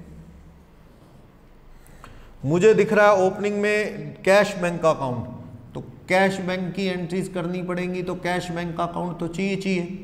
चलो फिर और दिख रहा है मुझे क्रेडिटर का अकाउंट, डेटर का अकाउंट, वो बनाने पड़ेंगे वो तो। फिर मुझे दिख रहा है फिक्स असेट्स का अकाउंट, फिक्स असेट्स का वो भी बना के दिखाना पड़ेगा। फिर मुझे दिख रहा है प्रोविजन फॉर डेप्रिसिएशन का अकाउंट, प्रोविजन फॉर डेप्रिसिएशन का अकाउंट वो भी मुझे बनाना पड़ेगा, ठीक है। और P&L का बैलेंस दिख रहा है कितने रुपए, बाय बैलेंस ब्रॉट डाउन 64,000 रुपी, तो वो भी मुझे बनाना है, ठीक है। और डेप्रिस ये सारे लिखो। स्टोर में ओपनिंग कितना है, question number 3, question number 3 opening balance store में कितने रुपए का है, 36,000 का। बताओ वर्क इन प्रोग्रेस में ओपनिंग कितना है, 34,000 का। और फिनिश गुड्स में ओपनिंग कितना है, फिनिश गुड्स में ओपनिंग है 26,000 का, ओके। कैश एट बैंक में ओपनिंग कितने रुपए का है, ओपनिंग एट 20,000, ओके। फिर कह रहा है क्रेडिटर में ओपनिंग कितना है 16, क्रेडिटर में जो ओपनिंग है बैलेंस वो by balance brought down 16,000, okay. Fix assets में ओपनिंग कितना है, ओपनिंग बैलेंस है 1,10,000 का फिक्स असेट्स में। डेटर में ओपनिंग कितना है, ओपनिंग 24,000 का, ओके। फिर कह रहा है क्रेडिटर में 16 लिख ही दिया, डेटर में। शेयर कैपिटल का अकाउंट नहीं बना रहा मैं। प्रोविजन फॉर डेप्रिसिएशन में ओपनिंग कितना है 10,000 का, ओके। फिर कह रहा है प्रॉफिट एंड लॉस में कितना बैलेंस है वो लिख दिया 64। शुरू करो। वेजेस डायरेक्ट वाली तो टू बैंक दोगे, डायरेक्ट वाली वेजेस कितने रुपए हैं, इसका कोई ब्रेकअप दे तो ठीक, ना दे तो ये डायरेक्ट वाली सारी वर्क इन प्रोग्रेस में जाती है।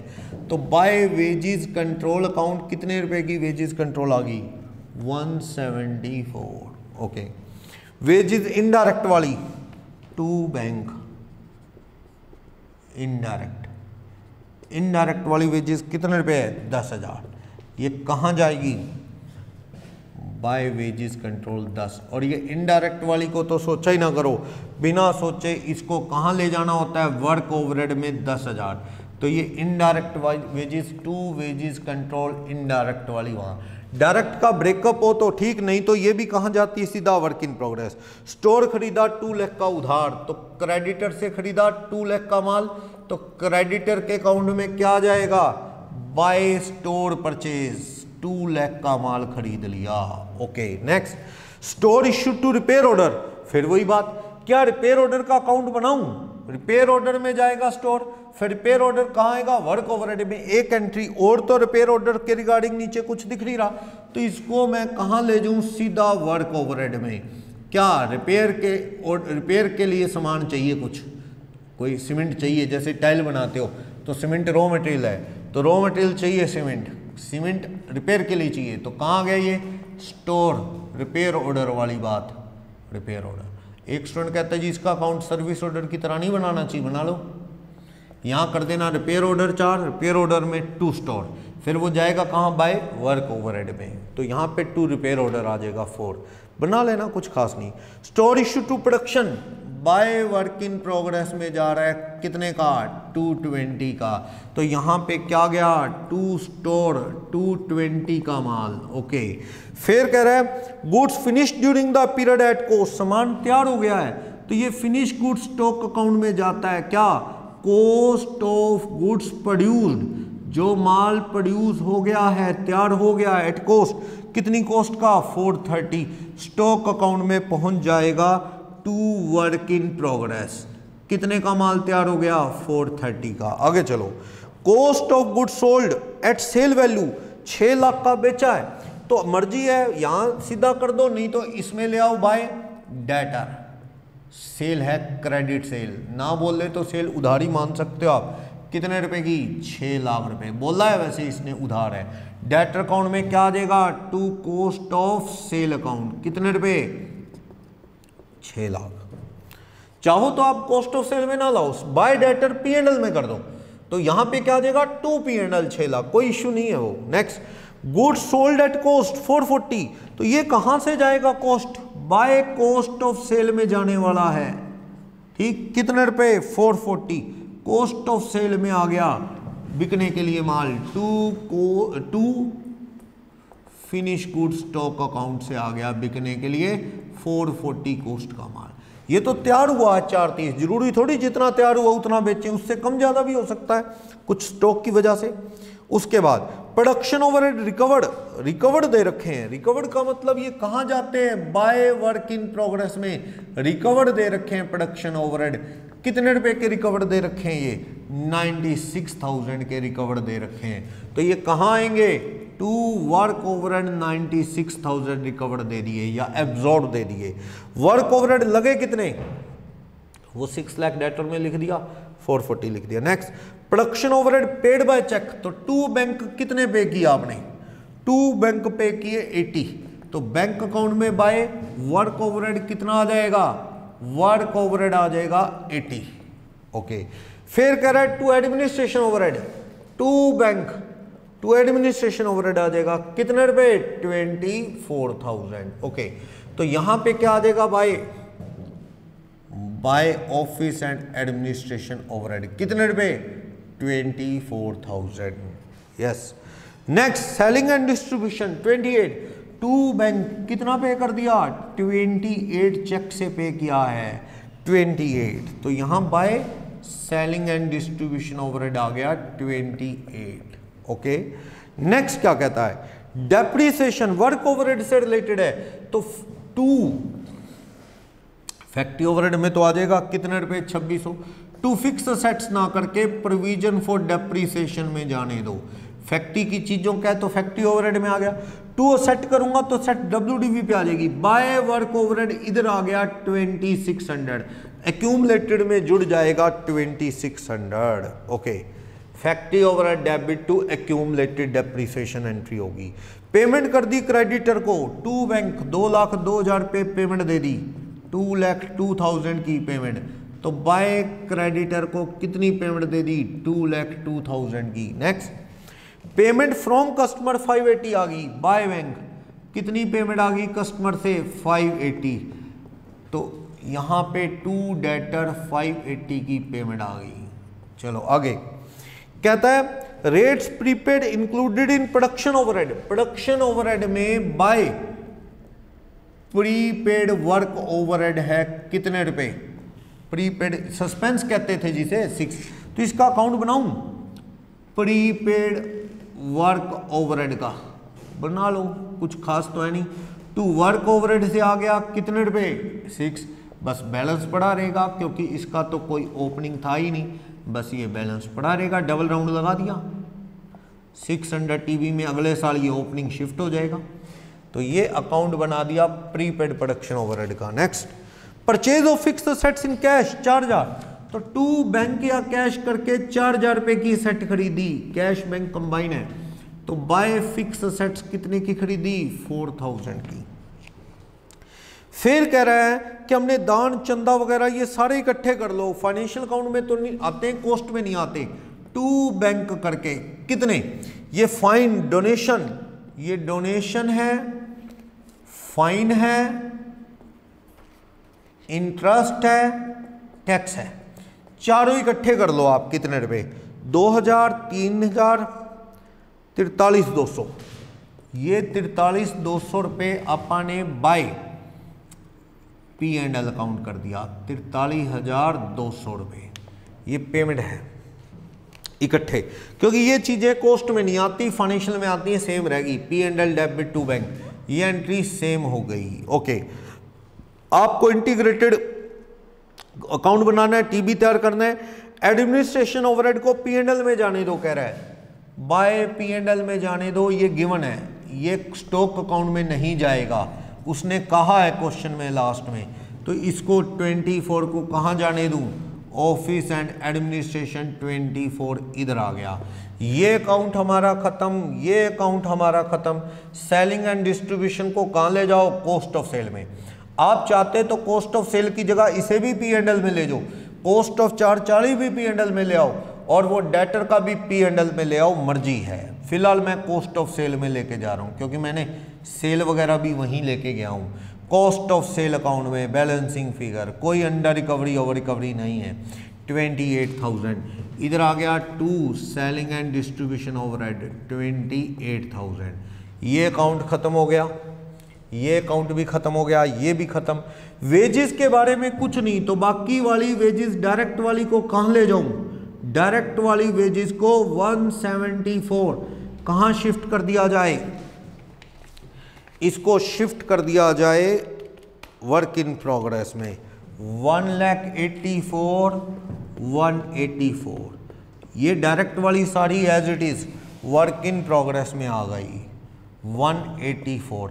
आप ध्यान से नहीं 174, आप ध्यान से देख लो कि माल बनाना है तो तीन चीजें आएंगी, स्टोर आ गया, फैक्ट्री के खर्चे और वेजेस, इस तरह से सामान बनेगा। ये अकाउंट खत्म, इस अकाउंट में और कुछ भी नहीं है, 114 और 114 लाख, यानी 1,14,000 बैलेंस आ गया। कॉस्ट डबल ट्रिपल राउंड लगा दो, bye balance carry down balancing figure, इधर का टोटल कर लो 1,02,000 नहीं 12,600, इधर भी क्या गया 12,600, तो टू बैलेंस कैरी डाउन 12,600, ये बैलेंस आ गया, डबल राउंड लगा लो 12,600। ये अकाउंट भी खत्म हो गया, ये अकाउंट भी खत्म हो गया, ठीक है। और डेटर का बैलेंस निकाल लो 624, तो आप 6,24,000 में 580 कम कर लेंगे तो 44,000 क्या आ जाएगा, डबल राउंड लगा लो, by balance carry down balancing figure, ठीक। तो क्रेडिटर में यहां पे बैलेंस देख लो कितना आ गया 216, इधर भी 216 लाख 216, तो करो 14,000 का ये भी बैलेंस आ गया, डबल राउंड लगा लो, to balance carry down balancing figure. ये सारे अकाउंट खत्म हो गए, ये भी खत्म। कैश का देख लो बैलेंस कितना आ रहा है, कैश बैंक में कितना पड़ा है वो देख लेते हैं। तो डेबिट में तो 6 लाख रुपए आ रहा है, डेबिट में तो 6 लाख, इधर भी कितना आना चाहिए 6 लाख, करो टोटल 174 10 80 24 28 2 लाख 2 4,043,200, तो लेस करोगे 6 लाख तो ये आ जाएगा 34,800 का balance, bye balance carry down 34,800 का डबल राउंड, ये बैलेंस है बैंक का। देखो ये सीक्वेंस पहले कौन सा अकाउंट खत्म करना है ये मैंने अच्छे से, आप वीडियो देख सकते हैं नॉन इंटीग्रेटेड की, उसमें बताया था। ओवरहेड्स के अकाउंट खत्म कर दो, सर्विस ऑर्डर वर्क ऑर्डर क्योंकि इसमें और एंट्री नहीं आनी, वेजेस खत्म कर दो कोई एंट्री नहीं आनी, स्टोर खत्म कर दो कोई एंट्री नहीं आनी, इनमें से किसी को भी पहले क्लोज कर लो।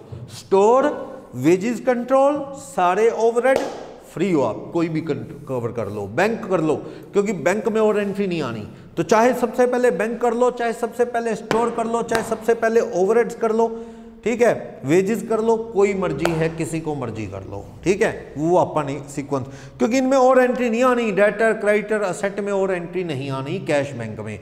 ओवरहेड ये तो मैंने खत्म कर ही दिए, इसमें कोई नॉर्मल लॉस आ जाए तो आ जाए, कोई स्टोर का या work in progress, work in wages control है ही नहीं, इसमें देखता हूं कुछ क्लोजिंग है ही नहीं, तो बैलेंस ही आएगा, सीधा क्लोजिंग ही आएगा, जो क्लोजिंग दे ही नहीं रखा। तो bye balance carry down balancing figure कितना 236 माइनस 224, 12,000 पे डबल ट्रिपल राउंड लगा दो, ये बैलेंस है। इस अकाउंट में भी क्लोजिंग नहीं दे रखा तो बैलेंस ही आएगा, और क्या बैलेंसिंग फिगर, क्योंकि और कुछ है ही नहीं, सारी चीजें आ चुकी हैं। 220 तीन चीजें आती हैं इसमें, ये तो क्वेश्चन करते जाओगे प्रैक्टिस हो जाएगी अपने आप। 524 तीन चीजें, raw material work in progress में रॉ मटेरियल आएगा, वेजेस आएगी और फैक्ट्री ओवरहेड आएंगे, ये चीजें लगा के ही तो सामान तैयार होगा। तो 94, तो आपको ये बैलेंस जो है 94 12 ये सब आ जाएंगे, double round triple round, okay. इसमें भी कुछ और आने वाला नहीं है। 456 आप देख लो, 16,000 का बैलेंस इधर आ गया, double triple round, bye balance carry down balancing figure, double triple round, ये अकाउंट भी क्लोज, ये भी क्लोज, ये भी क्लोज। फैक्ट्री ओवरहेड में कोई अंडर रिकवरी ओवर रिकवरी है तो देख लो, इस साइड तो आ रहा है 96,600, इधर 10 4 80 26, ये बाय चांस दोनों साइड इक्वल, कोई अंडर रिकवरी ओवर रिकवरी नहीं आई, ये पहले ही क्लोज हो चुके हैं, ठीक। अब बस इसका जो डिफरेंस है, आप ये अकाउंट ना बनाओ चाहे, या इसमें लोग क्या करते हैं 440 इधर लाए, बाय पी एंड एल लेंगे इधर 440, सेल इधर कर दी बाय बैंक डेटर वाली, सेलिंग के खर्च भी पी एंड एल में ले आए, बात एक ही है। ये अब भी कहाँ जाएगा, अब भी तो ये पी एंड एल में जाना है, difference P and L account वहां पे है, ये फाइनल प्रॉफिट नहीं है, फाइनल तो इससे आएगा ओपनिंग वगैरह एडजस्ट करके, माइनस 468 6 लाख में से कम करो तो 132 इस तरह, तो ये कहाँ आ गया कॉस्ट ऑफ सेल में, 132। ओके, आप देख लो 132 और 64, 196, इधर भी कितना आना चाहिए 196, कम कर दो इसमें से 43, 200 और 24, ये 128,800 बैलेंस आ गया। ये टीवी में पड़ा रहेगा, बैलेंस शीट में एज इट इज 128,800 का बैलेंस आ गया। तो आप आंसर टैली करो ट्रायल बैलेंस से। स्टोर 12, ये 94, ये 16, प्रीपेड का 600 डेबिट पड़ा है, डेप्रीसिएशन प्रोविजन 12,600 क्रेडिट पड़ा है, डेटर में 44, क्रेडिटर में 14 पड़े हैं, फिक्स एसेट्स में 114 एज इट इज, बैंक में 34,800, शेयर कैपिटल अपन ने कुछ नहीं किया एज इट इज, P&L में ये बैलेंस पड़ा है। सारे आंसर टैली हो गए। तो लेंथ वाइज देखने में कई बार ज़्यादा लगता है कि पूरा बॉडी कवर करना पड़ता है सर, लेकिन टिपिकल बिल्कुल भी नहीं है। आप इसको पॉज करके क्लिक करो और नोट करो, अपनी रजिस्टर में नोट डाउन करो इसे, ठीक है, हो जाएगा। बेसिक सारा इससे क्लियर हो जाता है। बाकी तो आपका नॉन इंटीग्रेटेड अगर अच्छा है तो कोई प्रॉब्लम नहीं है, अगर आप उसमें कहीं अटके हैं तो इसमें भी दिक्कत है फिर, क्योंकि इसका बेस तो नॉन इंटीग्रेटेड ही है। उसकी वीडियो मैंने ऑलरेडी शेयर कर दी है नोट्स के साथ। अब वीडियो को रिपीट करो नॉन इंटीग्रेटेड को, फिर आप इसे पढ़ें।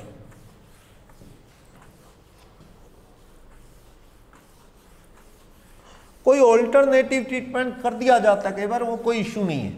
जैसे मैंने कॉस्ट ऑफ सेल में डाल दी सेल, ये ICI की बुक्स में भी कई बार क्या है वो उसे P&L में ही ले लेता है, उससे कोई फर्क नहीं पड़ता।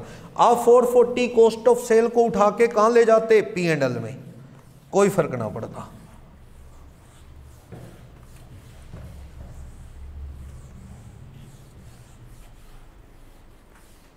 देखते हैं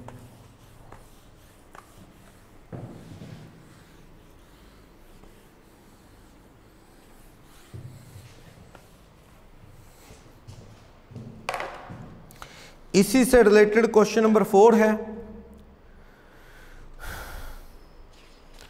one of the important question of the chapter, question number 4 देख लेते हैं स्पीडली। क्वेश्चन नंबर 4 में क्या कह रहा है, वो हमें क्या इंफॉर्मेशन दे रहा है। क्वेश्चन नंबर 4 में कह रहा है कंपनी का जॉब कॉस्ट अकाउंटिंग सिस्टम है नॉट इंटीग्रेटेड। अच्छा, ये तो क्वेश्चन ही फिर किसका है, नॉन इंटीग्रेटेड से रिलेटेड है, इसका है ही नहीं।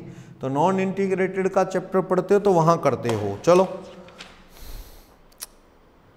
अगले वाला 5th इंटीग्रेटेड का हो जाएगा, आउटस्टैंडिंग प्रीपेड का है। मैं इसमें क्वेश्चन कर रहा हूं 9 कर लोगे, इंपॉर्टेंट क्वेश्चन है तो 8 अपने आप कवर हो जाएगा। 9 और 8 एक से मोस्ट इंपॉर्टेंट क्वेश्चन है, देखते हैं।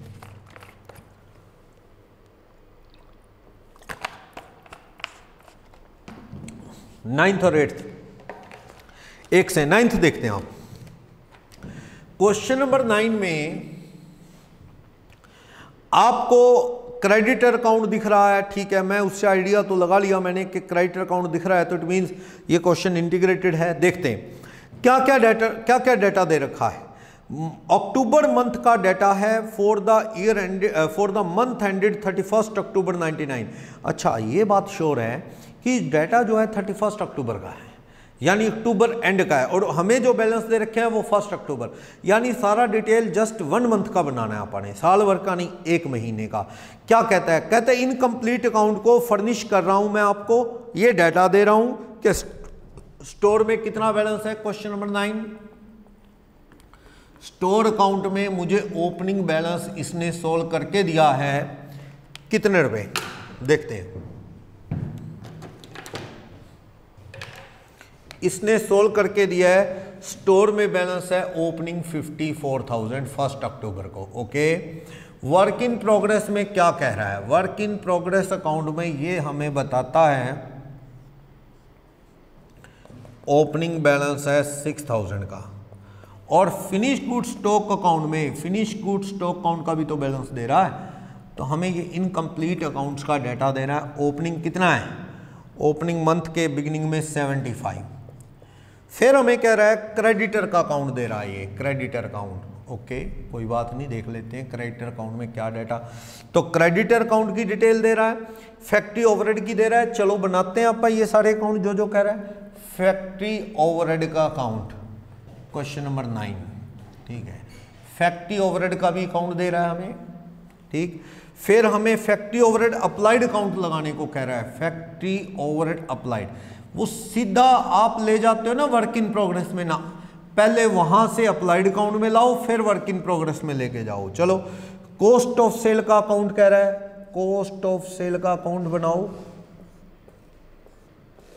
ठीक। और क्रेडिटर अकाउंट दे रहा है, क्रेडिटर अकाउंट।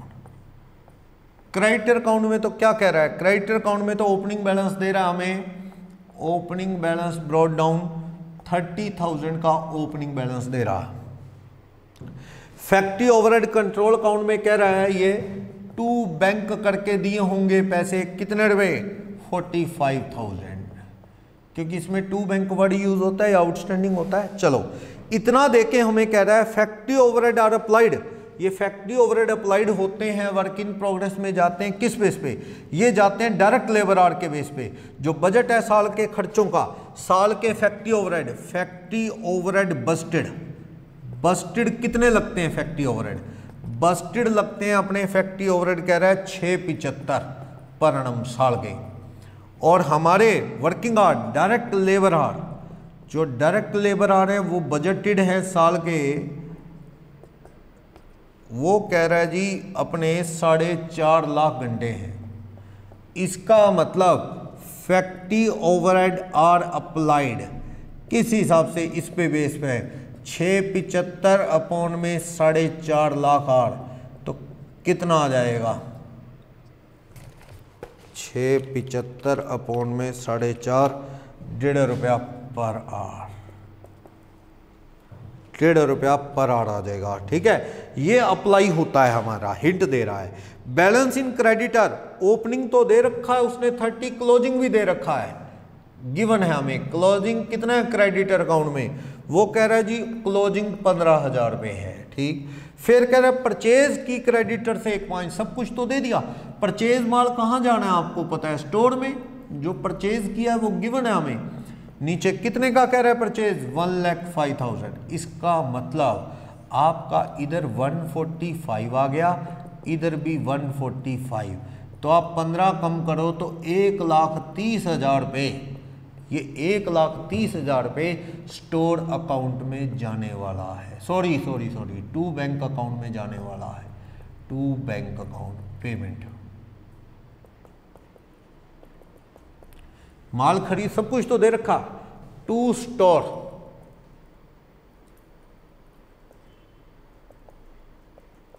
परचेज कितने रुपए की परचेज है, क्रेडिटर, टू क्रेडिटर 1,05,000, और स्टोर में आ गया क्रेडिटर में आ गया स्टोर।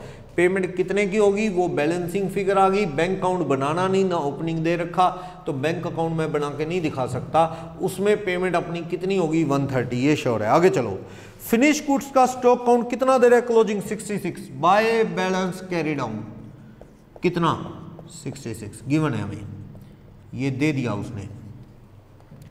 कहता cost of goods sold during the month 195, ये कहां जाएगा, कॉस्ट ऑफ सेल अकाउंट में, गिवन है कितने रुपए का माल कॉस्ट ऑफ सेल में गया बिकने के लिए 195।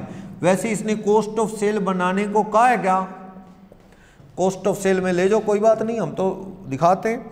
फिनिश गुड्स स्टॉक अकाउंट से कितना आ गया बिकने के लिए, 195 का माल कॉस्ट ऑफ सेल। आगे चलो, कह रहा है 31 अक्टूबर को एक काम अधूरा है, बाकी सारे पूरे हो गए, एक काम पेंडिंग है, जो क्या बताता है, यानी कि यहां पे क्लोजिंग वर्क इन प्रोग्रेस में एक जॉब पेंडिंग है। तो क्लोजिंग वर्क इन प्रोग्रेस कैसे आ जाएगा, देखो closing work in progress, 1 job unfinished, एक काम अधूरा है बाकी सारे पूरे हो गए हैं, एक जॉब अनफिनिश है, कौन से वाली, देखना क्या कह रहा है। कह रहा है कॉस्ट रिकॉर्ड बताता है कि 3,000 रुपये 1200 आर का लेबर कॉस्ट है। चलो, labour cost on that job, उस जॉब पे लेबर की कॉस्ट कितने रुपए है, 3,000। वैसे हिंट दे दिया उसने, ये 1200 घंटे हैं, तो मैं यहां से समझ गया 2.5 रुपये घंटा लेबर है। इससे मैं समझ गया ना कि at the rate 2.5 per hour labour लगती होगी 1200 घंटे के 3000 डिवाइड करके देख लो 2.5 रुपये। ओके, फिर कह रहा है 6000 रुपये का मटेरियल लगा है उस काम पे, direct material on that job, on that job, उस जॉब पे डायरेक्ट मटेरियल कितना लगा है, उस अधूरे काम पे 6000 का। ऐसा है उस काम के हिस्से में factory overhead applied on that job, उस काम के हिस्से में 1200 घंटे लेबर है और लेबर का हमारा आइडिया 1.5 रुपया पर आवर के हिसाब से हम ओवरहेड चार्ज करते हैं, तो मतलब 1800 रुपये। तो क्लोजिंग वर्क इन प्रोग्रेस अगर उस थ्योरी को फॉलो करूं तो 10,800 रुपये बनता है। समझ आई क्लोजिंग वर्क इन प्रोग्रेस की 10,800 की कहानी, क्योंकि मटेरियल दे रखा है, लेबर दे रखी है, लेबर 1200 घंटे दे रखी है, हिंट मिल गया लेबर 2.5 रुपये पर आवर है, वो कोई बात नहीं, लेबर 1200 है तो हमारे ओवरहेड किस हिसाब से अप्लाई होते हैं टोटल, ये साल के इतने घंटे, उस हिसाब से 1.5 रुपया पर आवर। तो आपका ये 1.5 रुपया ही बना ना, 675 पौन में 4.5, ठीक। तो उस अधूरे काम पे क्लोजिंग वर्क इन प्रोग्रेस जो एक काम अधूरा है 1200 घंटे लगे हैं, तो 1200 घंटे का यहाँ से 1.5 रुपया पर आवर हमारा ट्रेंड है लगाने का, उस हिसाब से 1800 रुपये।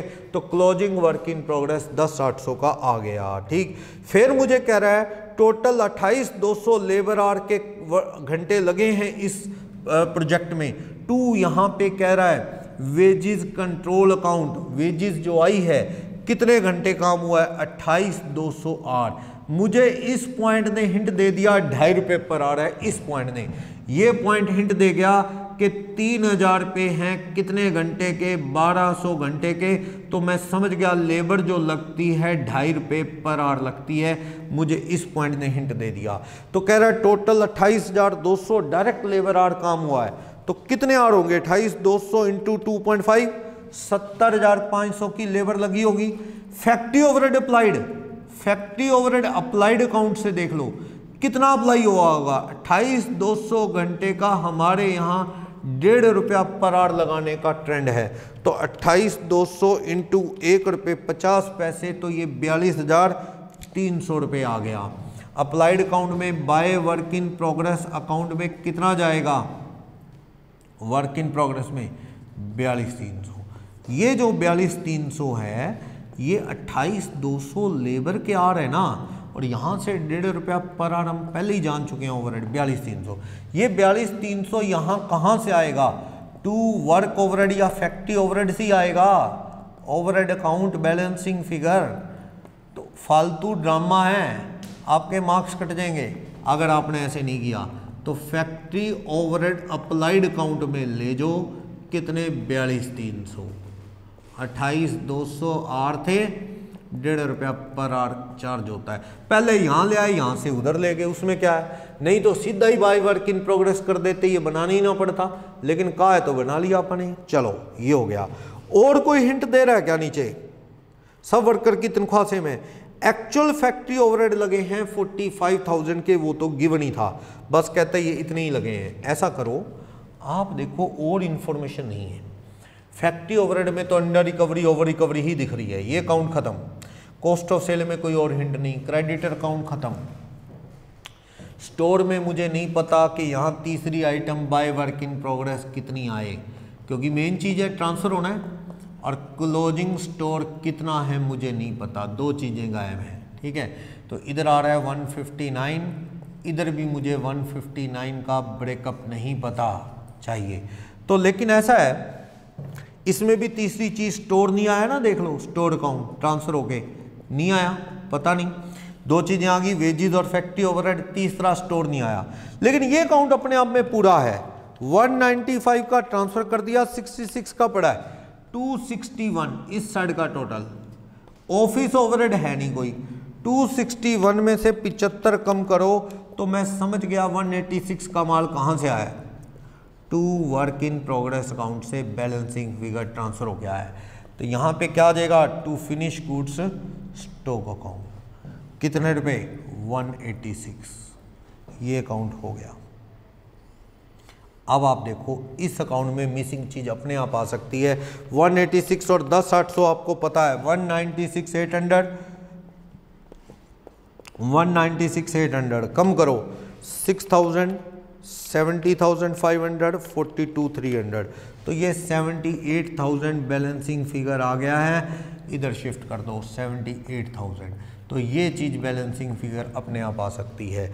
तो 78 और 159 का डिफरेंस 81,000 बैलेंसिंग फिगर आ सकता है। इस तरह से कोई ज़्यादा मुश्किल नहीं है। क्लोजिंग वर्क इन प्रोग्रेस में डाउट नहीं होना चाहिए आपको कि क्लोजिंग वर्क इन प्रोग्रेस आपका निकल गया या नहीं निकला। ओवर रिकवरी अंडर रिकवरी वो बैलेंस आ जाएगी, कोई दिक्कत नहीं है। डायरेक्ट वेजेस आपको पता है, प्रोडक्शन पे कितनी चार्ज हुई वो पता है, परचेज पता है, कॉस्ट ऑफ गुड्स प्रोड्यूस 186 अपने को यहाँ से पता लगा बैलेंसिंग फिगर। इधर से इधर शिफ्ट हुआ है, ये 78 इधर से इधर शिफ्ट हुआ है, बल्कि उधर से इधर आना था, ये उल्टा गया है अपने पास। ठीक है, ओवरहेड अप्लाइड आ गया 42,300। Okay, closing work in progress 10,800 answer में। कंज्यूम 78 कंज्यूम हो गया। क्लोजिंग रॉ मटेरियल में 66 बैलेंस कैसे आ रहा है? फैक्ट्री ओवरहेड तो सही है 45,000। तो आप इधर से देख लो, बाय P&L में ले जाना। अंडर रिकवरी कितना 2700, उसमें कोई डाउट नहीं है। ठीक है, क्लोजिंग रॉ मटेरियल देखना एक बार। ओपनिंग 54 था ना, स्टोर में ओपनिंग 54 था और परचेज कितनी दे रखी थी क्रेडिटर को? अच्छा, एक मिनट, उल्टा लिख दिया अपन शायद।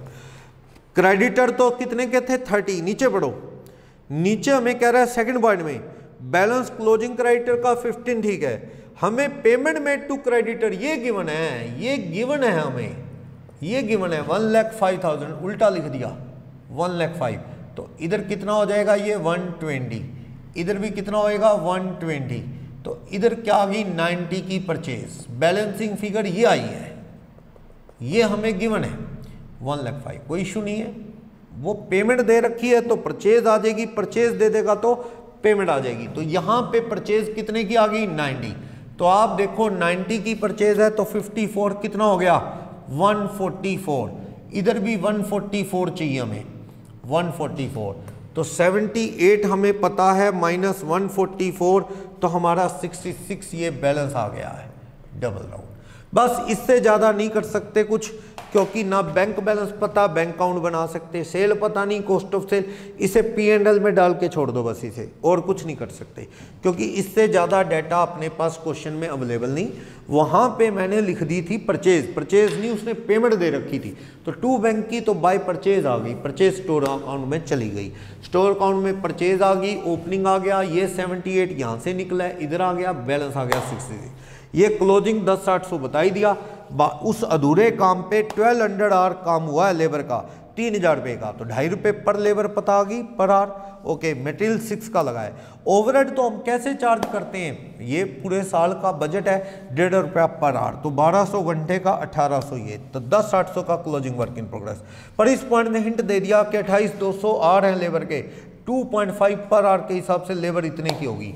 फैक्ट्री ओवरहेड कितने के हो गए? वो अप्लाइड हो ही गए। स्टोर में कितना चला गया? वो आ गया। तो ये सारी चीज़ें हमने कंक्लूड कर ली। क्वेश्चन नंबर 9, क्वेश्चन नंबर 8 आराम से हो जाएगा आपका।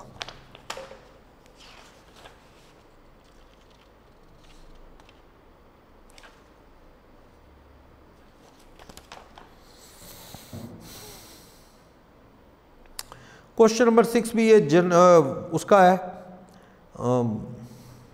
नॉन इंटीग्रेटेड का, कॉस्ट लेजर है, कर लेंगे। तो बस इसमें क्वेश्चन नंबर 5 रह गया जो आपको ट्राई करना है। 5 में बेड डेट्स का प्रोविजन बनना है, कोई दिक्कत नहीं। P&L debit to provision for bad debts. Outstanding prepaid बहुत क्वेश्चन कर चुके हैं, हो जाएगा, कोई इशू नहीं है। तो बस इस तरह से ये चैप्टर है, पर इसको पढ़ने के लिए पहले आपको नॉन इंटीग्रेटेड कवर करना है, देन आफ्टर इस चैप्टर को कवर करोगे तो कोई प्रॉब्लम नहीं आएगी। पहले आप नॉन इंटीग्रेटेड अच्छे से कर लो, ठीक है। कोई डाउट हुआ तो इसे कवर करेंगे, डिस्क्रिप्शन में नोट्स हैं, आप इसे कवर कर सकते हैं। Thank you.